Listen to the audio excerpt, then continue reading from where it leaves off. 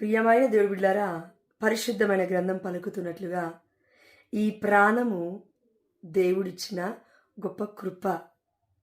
మరణించేంత వరకు దేవుడి చిత్తానికి లోబడమే మన జీవితం యొక్క ధ్యేయం.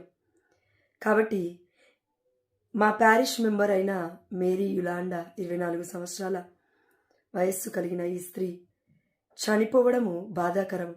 అదేవిధంగా చనిపోయిన ఆ బిడ్డ ధన్యురాలు. ఆ కుటుంబము ఘోరమైన శోక సంద్రంలో ఉంది.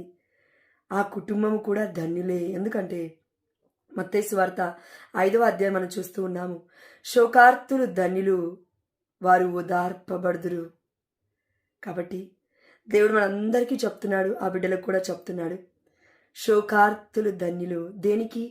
దేవుడి చిత్త ప్రకారము ఆ బిడ్డ చనిపోయినప్పుడు మనం బాధపడతాము.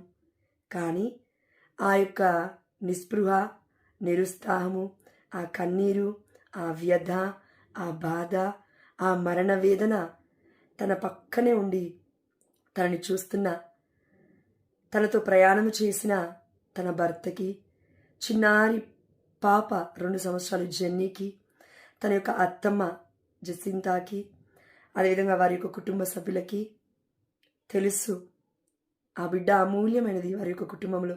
కానీ దేవుడికి తన ఆత్మ అంతకన్నా అమూల్యమైనది.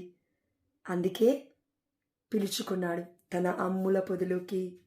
తన ఆత్మని రప్పించుకొని దేవుడు తనని జీవింపజేస్తూ ఉన్నాడు పరలోక రాజ్యములో. ఈ లోకంలో ఉన్న మనం అందరం కూడా ప్రయాణికులమే. ఈ విషయం చాలామంది మర్చిపోతున్నాం కాబోలు దేవుడు అనేక మంది బిడ్డలు చనిపోవడం ద్వారా మనకి గుర్తు చేస్తూనే ఉన్నాడు.